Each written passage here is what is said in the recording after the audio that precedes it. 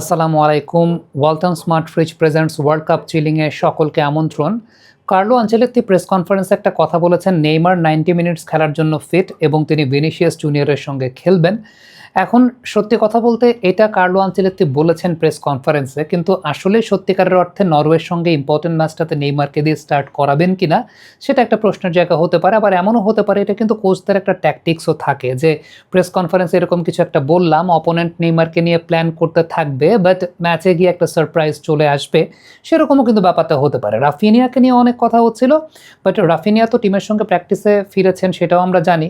Raphinha যদি খেলেনও, যেটা science বলে যে তিনি 10 বা 15 মিনিটের বেশি আসলে তাকে খেলাবেন না, মানে তাকে খেলালেও সেটা সেকেন্ড হাফে খেলাবেন, 20-30 মিনিট হয়তো বা খেলাবেন, বা 10-15-20 মিনিট এরকম খেলাবেন। তবে নেইমারের ব্যাপারটা নিয়ে একটু কথা বলতে চাই। যদি আসলে নেইমার সত্যি কথা বলতে খেলেন ফার্স্ট 11-এ, তাহলে ব্যাপারটা আসলে কেমন হতে পারে?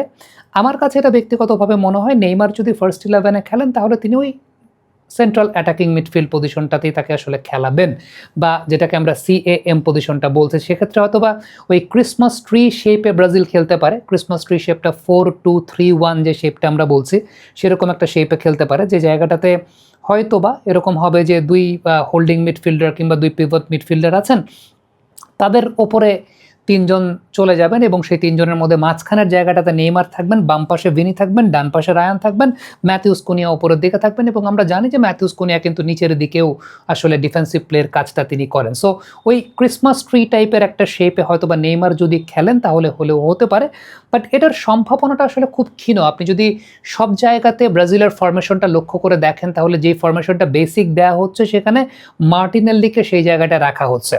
মার্টিনেল্লি সেই জায়গাটায় আছেন এবং তাকে দিয়েই হয়তোবা স্টার্ট করাতে পারেন না কার্লো আনচেলত্তি, এরকম একটা কথা। আবার আরেকজন প্লেয়ারের ব্যাপারেও কথা আছে, সেটা হচ্ছে দানিলো সান্তোস।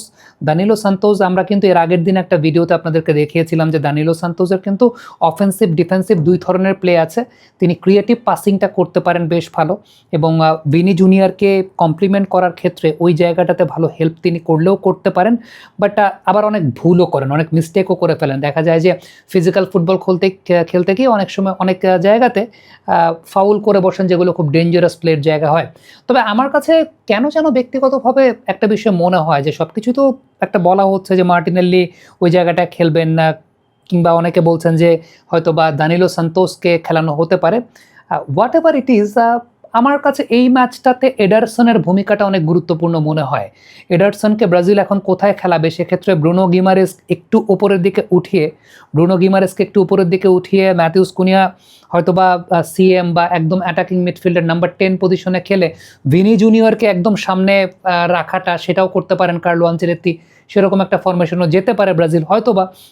মানে আমি কেন বলছি ওই কথাটা, সেটা হচ্ছে যে Ederson such kind of player, এবছর ম্যানইউ তাকে নিয়েছে, পুরো মাঠ জুড়ে তিনি খেলতে পারেন, সেটা যেমন একটা বিষয় রয়েছে। দ্বিতীয়ত যে বিষয়টা সেটা হচ্ছে যে নরওয়ের সঙ্গে ম্যাচে আপনাকে কিন্তু ফিজিক্যাল ফুটবলটা খেলতে হবে। শুধুমাত্র আর্লিং হালান্ড তো না, অ্যান্টোনিও নুসা সেই জায়গাটায় আছেন, বার্গ আছেন। এবং অ্যান্টোনিও নুসা যেটা হয় যে তিনি ট্রানজিশনে খুব দ্রুত ওঠেন। ব্রাজিলের উইক লিঙ্ক কিন্তু রাইট ব্যাক পজিশনে দানিলো, এবং দানিলোর চাইতেও বড় বিষয় যে মার্কুইনোস এবং গ্যাব্রিয়েলের মাঝখান দিয়েও অ্যান্টোনিও নুসা ঢুকতে পারেন। সো ওই জায়গাটাতেই কমপ্লিমেন্ট করার জন্য এডারসনের মতো প্লেয়ারের ভূমিকাটা থাকে। এই বছরটাতে আপনি যদি সিরিয়া চিন্তা করেন, লম্বা ক্রস করেছেন সর্বমোট 80টা, 72% অ্যাকুরেট, 25টা চান্স ক্রিয়েট করেছেন। গ্রাউন্ডে পাসিং সিকোয়েন্সে তার 92% তার এখন পর্যন্ত তার অ্যাকুরেট পাসিংয়ের রেকর্ডটাও রয়েছে, সেটাও আমরা জানি। সিরিয়াতে সবচাইতে বেশি খেটে খেলেছেন, মানে পুরো মাঠে ডিস্টেন্স কাভার করেছেন সবচাইতে বেশি, সেই ব্যাপারটাও আমরা জানি। সো এই প্লেয়ারটাকে নেওয়া হয়েছে, ম্যানেও তাকে নিয়েছে। আমি জানি না যে আনচেলত্তি আসলে কীভাবে ম্যানেজ করবেন, বাট ক্যাসেমিরোর কার্ড খাওয়া আছে, সেটাও একটা বিষয়। ক্যাসেমিরো দানিলো দুজনেই কার্ড খাওয়া আছে। যখন নরওয়ের সঙ্গে এরকম একটা হাই ইন্টেন্সিটির ম্যাচ হবে, দুইজন প্লেয়ার এরকম কার্ড খাওয়া যারা আসলে ফাইনাল চার্জে কতটুকু যাবেন সেখানেও একটা ব্যাপার আছে। So that is Y I am talking about Ederson, যে ব্রাজিল সেই জায়গাটা এডারসনকে খেলাতে পারে। সো অনেকগুলো ফরমেশন হতে পারে। প্রথম ফরমেশন নেইমারকে রেখে আমি বললাম, সেখানে হয়তো বা এডারসন ওই পজিশনটাতে নাই। একদম বেসিক ফরমেশন সেই জায়গাটা নেইমার হয়তো বা সিএম পজিশনে যাবেন, এবং আরেকটা ফরমেশন যেটা বলছিলাম যে মার্টিনেল্লিকে নিয়ে চিন্তা করা হচ্ছে, সেটাও একটা ফরমেশন যে মার্টিনেল্লি সেই জায়গাটায় থাকবেন, সেটাও একটা জায়গা হলেও হতে পারে। আরেকটা ফরমেশনের ব্যাপারে বলা হচ্ছিল যে দানিলো সান্তোস সেই জায়গাটাতে থাকবেন না, তিনি হয়তো বা ক্রিয়েটিভ প্লেটা খুব ভালো মতো করতে পারেন। আরেকটা ফরমেশন যেটা আমি বলছিলাম, সেই ফরমেশনটাতে সত্যি কথা বলতে যেটা আমার কাছে ব্যক্তিগতভাবে মনে হয় খুব কার্যকরী একটা ফরমেশন, সেটা এডারসনকে রাখা, এডারসন এবং ক্যাসেমিরোকে ডাবল পিভটে রাখা, ব্রুনো গিমারেজ একটু উপরের দিকে উঠে যাবেন এবং ভিনিকে একদম সামনে দিয়ে ম্যাথিউস কুনিয়া হয়তো বা একটু নিচের দিকে নেমে যাবেন এবং রায়ান তো সেই জায়গাটাতে ডান দিকে আছেন।